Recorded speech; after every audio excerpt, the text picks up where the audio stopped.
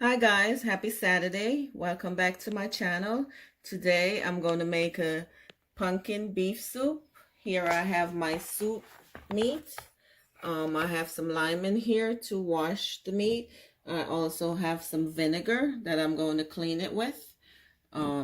Here I have my pumpkin and I have my vegetables. So I have corn, chocho, carrot, turnip.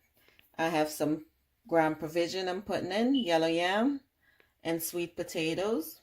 I have here my flour. I add some cornmeal to it. I'm going to make some spinners. Here I have my soup mix. I also have all-purpose seasoning.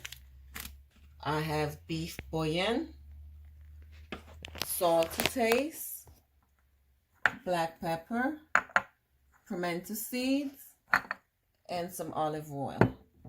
I also have my scallion, Scotch bonnet pepper, fresh garlic, and fresh thyme.